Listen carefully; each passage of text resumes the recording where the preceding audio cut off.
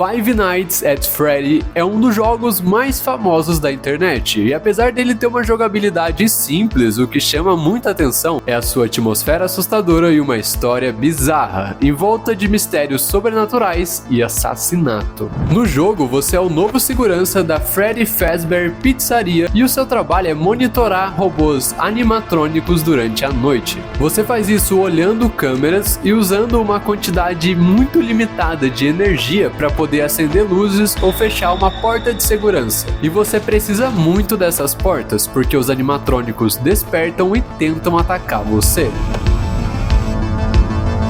Scott Calton, que é o criador do jogo, recebeu muitas propostas para uma adaptação lá em 2014, quando o jogo começou a explodir na internet. Só que ele recusou todas elas com medo de perder ali o controle criativo do projeto. Dessa forma, ele teve que esperar um pouquinho, quase 10 anos. Foi somente em 2023 que ele fechou um acordo com a Blumhouse e conseguiu finalmente encabeçar esse projeto e ter toda a liberdade criativa que ele sempre quis. Mas afinal, será que esse filme é uma das poucas adaptações boas de jogos para o cinema? Ele realmente conseguiu ser um filme fiel à sua obra original? Ou esse projeto acaba se perdendo e ficando entediante no meio da trama? Antes de responder essas questões, deixa eu me apresentar. Eu sou Marcelo e você acaba de entrar na sessão pós-créditos. Então pega um café, fica confortável porque hoje nós vamos descobrir a história completa de Five Nights at Freddy's.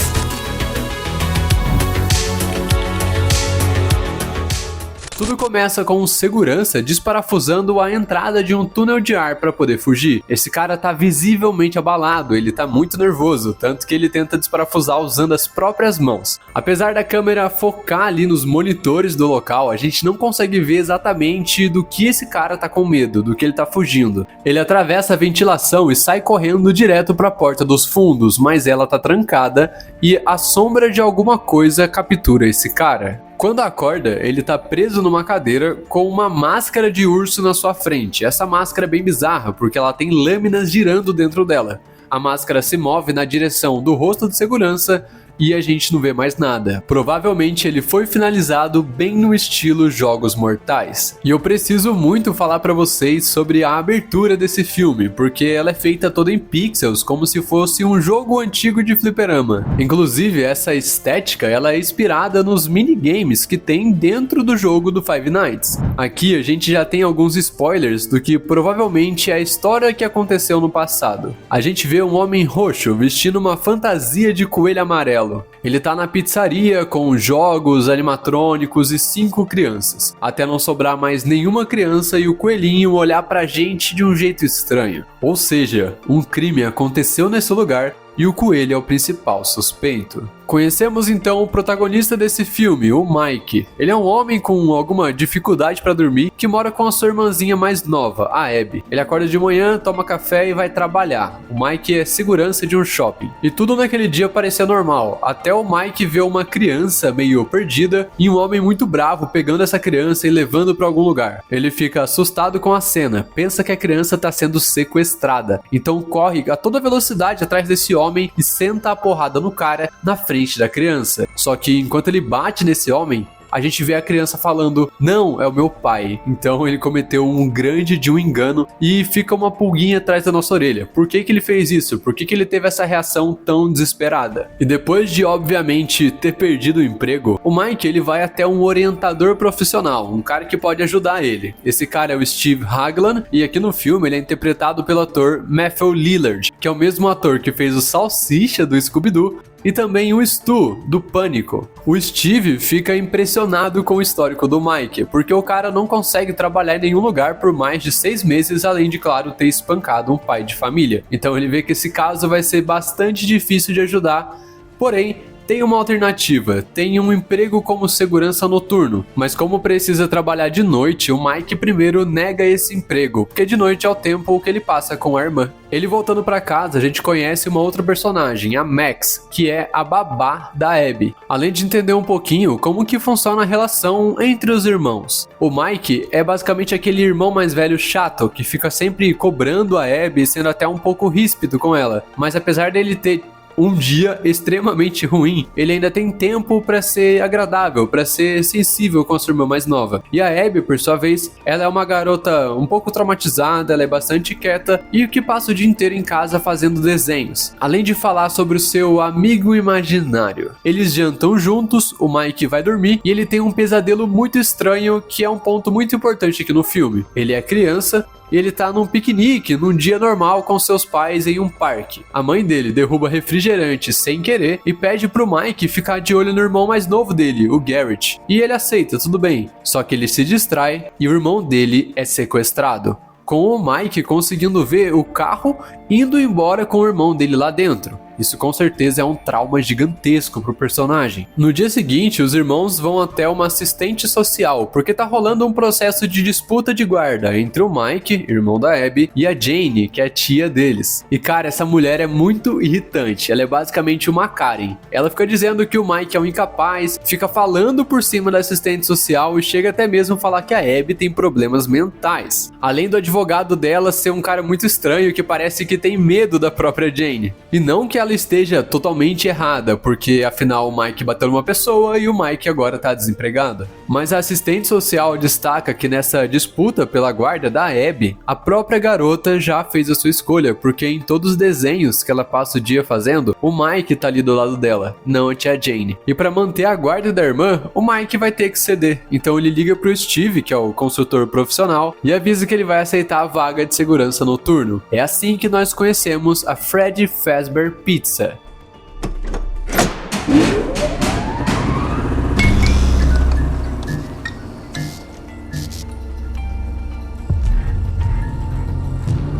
Esse lugar era um sucesso nos anos 80, principalmente por estar cheio de jogos, brinquedos e esses animatrônicos que brincavam e interagiam com as crianças. Porém agora o lugar está completamente abandonado e a gente ainda não sabe o motivo. A única questão aqui é que o dono ainda quer manter esse local existindo. O trabalho do Mike vai ser bem simples, ele só precisa ficar vigiando todo o equipamento velho que tem ali dentro e impedir que alguma pessoa entre e vandalize o lugar. A ambientação da pizzaria tá muito boa, porque o cenário consegue te convencer que aquele é um local que as crianças gostariam de frequentar, e também ele tá muito parecido com jogos, principalmente o primeiro jogo, onde a gente tem a visão da sala de segurança com monitores, etc.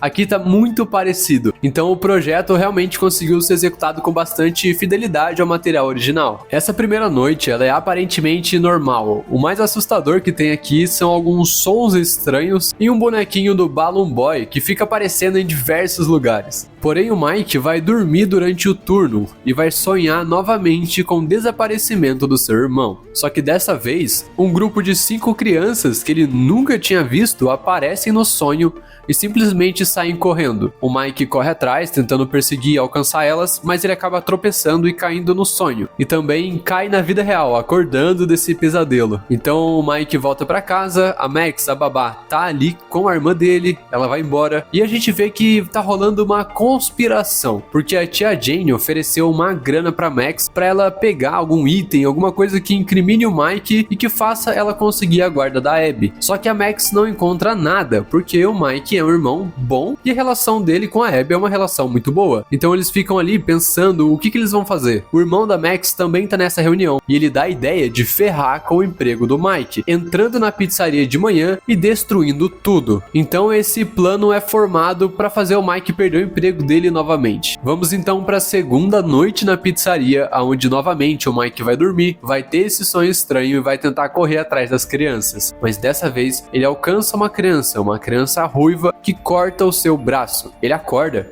e o braço dele ainda tá cortado. E, gente, isso não vai ser nada importante pro filme. Isso acontece uma vez só e depois não tem nenhuma consequência verdadeira na narrativa. Mas quando ele acorda depois desse corte, ele dá uma olhada nos monitores e vê que tem um carro de policial na frente da pizzaria. É assim que a gente conhece a policial Vanessa, uma personagem trazida diretamente dos games. Ela faz um curativo no braço do Mike, eles começam a conversar e aparentemente a Vanessa sabe bastante coisa sobre esse lugar. Ela revela pra gente que o lugar fechou porque um grupo de crianças desapareceu ali em meados dos anos 80. E nessa cena ela não diz muita coisa a mais, só fala que o Mike precisa tomar cuidado. O dia amanhece, o Mike vai embora e quem aparece lá na pizzaria depois que ele sai é justamente o irmão da Max, a Max e mais duas pessoas. Eles chegam ali para poder invadir e destruir o lugar, mas o que eles não contavam é que os animatrônicos vão despertar e vão impedir que isso aconteça. Essa cena é muito boa, porque os animatrônicos vão atacando e finalizando um por um de maneira até meio engraçada. Tem um cupcake que simplesmente voa e morde o rosto de um cara, e também a gente não vê qual animatrônico, mas a Max é finalizada de um jeito brutal. O corpo dela é partido no meio, e até que a direção aqui foi bastante criativa, porque a gente vê isso acontecendo apenas pelas sombras, o que é uma manobra para manter a classificação indicativa do filme mais baixa e conquistar um público mais jovem. Mas mesmo assim, a cena não deixa de ser brutal ou de ser impactante. Ela na verdade é até um pouco mais interessante do que só aquela cena de gore na sua cara. E dessa forma, nenhum invasor sobrevive. Tá gostando desse filme? Então comenta, deixa o like, não esquece de se inscrever e ativar o sininho para mais filmes de terror e ficção científica.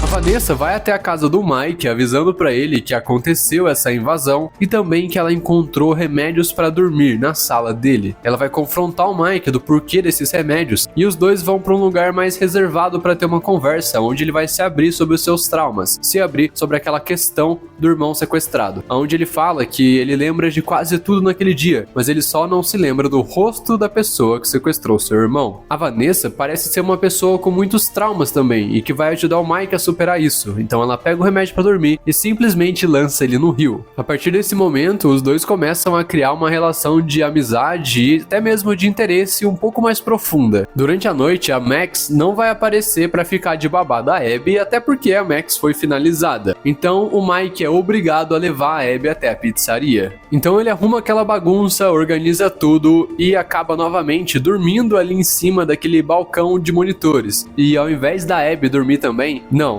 ela vai dar um rolê pelo lugar. E quando o Mike acorda, a gente vê que a Abby tá brincando com os animatrônicos. Ela até chega a apresentar o nome de cada um deles: o Fred, Fox, Bonnie e Chica. Então a gente finalmente conhece ali aqueles animatrônicos pelo nome. E é muito bizarro o fato do Mike não ficar, tipo, completamente apavorado com essa situação, porque os animatrônicos foram feitos para interagir e brincar com as crianças. Então, de certa forma, para ele, essa cena não vai gerar suspeitas. E isso é até mesmo aceitável, porque é isso que os animatrônicos foram programados para fazer. E algumas coisas começam a se conectar, porque a partir desse momento a gente entende que os desenhos da Abby, as crianças que ela desenha ali, são justamente as crianças que estão aparecendo nos sonhos do Mike. Ele vai conversar com a Abby sobre isso e ela mesmo revela que essas crianças são fantasmas e que esses fantasmas que controlam os animatrônicos. Talvez seja por isso que o fantasma dessas crianças estão ali entrando no sonho do Mike para tentar ajudar ele ou para tentar convencer ele de alguma coisa, porque isso só acontece quando ele dorme dentro da pizzaria, não aconteceu antes em nenhum momento. Vai acontecer aqui uma próxima noite onde o Mike também vai levar a Abby, e uma cena que sinceramente eu não gostei porque achei que ela quebra totalmente o tom que o filme está construindo. Até o momento o filme é bastante dramático e sombrio, falando de pesadelos, traumas e até mesmo tem aquelas finalizações brutais, mas durante essa noite a Abby tem a ideia de fazer uma cabaninha para dormir ali dentro e os animatrônicos ajudam, a Vanessa também aparece para ajudar e a gente tem uma montagem com uma música super feliz. Então é algo que eu até entendo, porque os espíritos que estão dentro dos animatrônicos são de crianças e a Abby também é uma criança, então eles vão se entender, eles vão querer brincar juntos, mas de certa forma isso vai quebrar um pouco o tom que o filme estava construindo de seriedade até o momento. Tem que ser mais alta.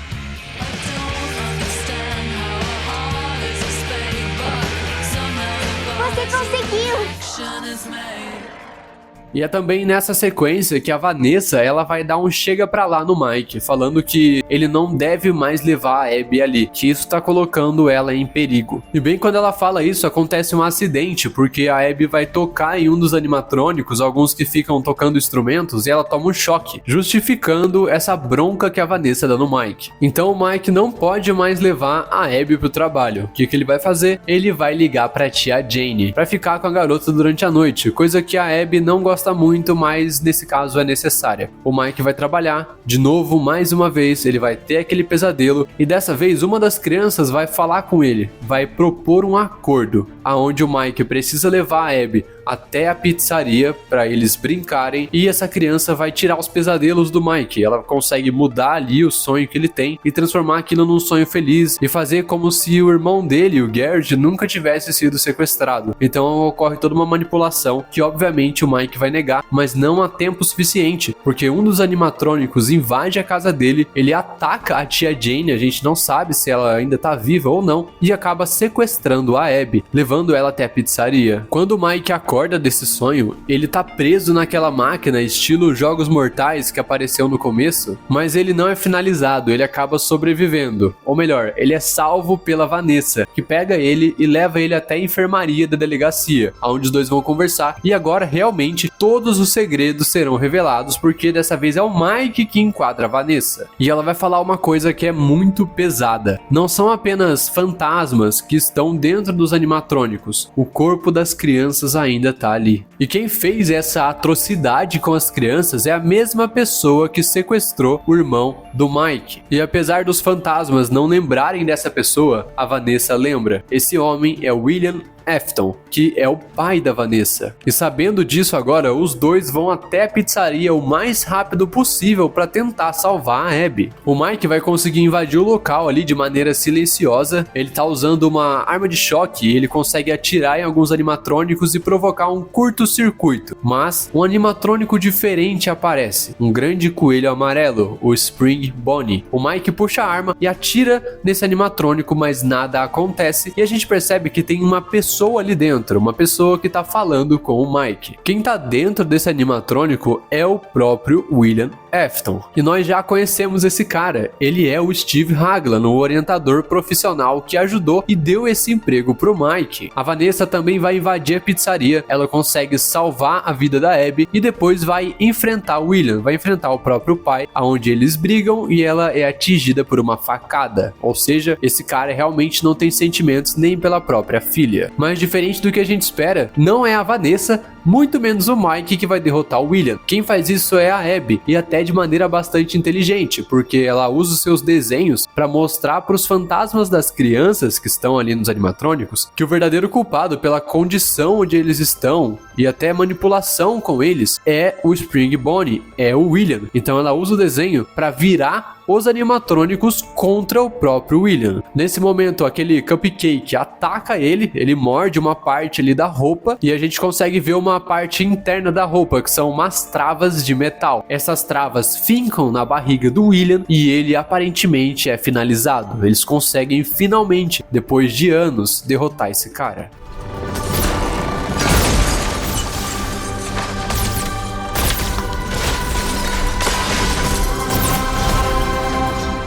Na cena final a gente vê que a guarda da Abby ficou com o Mike e ela inclusive tá conseguindo superar os seus traumas e fazer mais amigos. A Vanessa, que foi atingida pela faca, ela ainda tá no hospital. E um grande questionamento vai ficar no ar, porque a Abby sente saudade das crianças, sente saudade daqueles fantasmas. E até o Mike fala pra ela que talvez algum dia eles possam voltar pra pizzaria e a Abby possa matar a saudade dos seus amigos. E na cena final, a gente vê que o William, ainda usando a fantasia de Spring Bonnie, está ferido, mas não está morto. E é assim que acaba Five Nights at Freddy. Esse filme custou aproximadamente 20 milhões de dólares e faturou cerca de 290, até porque ele tem uma base de fãs muito ampla e, é claro, isso é um enorme sucesso de bilheteria. De acordo com o Rotten Tomatoes, o filme recebeu 33% de aprovação da crítica e 86% de aprovação do público. E na minha opinião, essa aprovação da crítica, ela é bem injusta. E o meu primeiro ponto aqui é que, cara, quando tu vai assistir esse filme, você não espera que ele seja um filme de Oscar. Essa é uma adaptação de jogos, então eu acho que o ponto mais importante é se ela é uma boa adaptação, se ela consegue ser fiel à obra original e trazer questionamentos e uma história mais profunda. E se a gente for pensar exatamente nesse quesito, o filme é bom, porque ele consegue entregar essas coisas. A ambientação aqui, na minha opinião, é a parte mais rica, então os cenários, ali as fantasias, os animatrônicos, são muito parecidos com os dos jogos, e até, por exemplo, em relação ao Spring Bonnie, eu achei que a fantasia ficou até melhor. Pra quem jogou jogou o jogo, tem muitas referências aqui. Tem a Vanessa, que é uma personagem que sai diretamente dos jogos. Tem o próprio Mike, que é o protagonista do primeiro jogo, que não tinha uma história aprofundada, mas que aqui vai ganhar bastante aprofundamento de uma maneira que conecte a história dele com a lore desse game. Então é um trabalho muito bom. Mas, mesmo assim, eu acho que o filme escorrega em algumas coisas. Primeiro, aquela questão do tom que eu falei, porque o filme tava numa narrativa bastante sombria e profunda, e tem uma cena ali bastante alegre que corta todo esse tom. Pra mim é estranho, porque parece que o filme não se decidiu se ele quer ser voltado pro público jovem ou pro público adulto. Isso me fez entender que a direção do projeto tava um pouco perdida. E um segundo ponto é o próprio protagonista, o Mike, porque o ator, o Josh Hutcherson, ele é muito fraco. Ele não consegue entregar um personagem que a gente goste, que a gente quer que ele saia vivo, que a gente se importe com ele, se importe com a resolução da situação. Ele é um ator que só tem uma cara. Então é muito difícil você se conectar com esse personagem, ainda mais quando parece que o ator não se esforça e que tá com uma grande dor de barriga o filme todo. Além disso, uma coisa que pesa bastante pra mim é que o filme tem quase 2 horas e não tem história pra contar. Então ele fica te enrolando, ainda mais depois da metade, que não tem muita história pra desenvolver. Fica sempre nessa coisa muito triste, muito profunda, muitos sonhos e parece que não chega a lugar nenhum. Se esse filme tivesse ali 1h30, então arrancasse meia horinha, 20 minutos, eu acho que iria contribuir muito pra experiência, sabe? Consertando o ritmo da narrativa. Mas no geral, o saldo pra mim é positivo. Então, pra Five Nights at Freddy de 2023, eu vou dar 3 estrelas e eu claro que recomendo esse filme, ainda mais se você for fã. Muito obrigado por assistir esse vídeo, não esquece de deixar o like e me responde aí. Qual é o seu animatrônico preferido? Eu confesso que eu gostei bastante do Foxy, porque ele é uma raposa vermelha com gancho de pirata. Cara, esse daqui é muito maneiro, realmente não tem como não gostar dele. Não esquece de se inscrever no canal, me segue lá no Instagram para poder acompanhar bastidores e novidades. Até a próxima!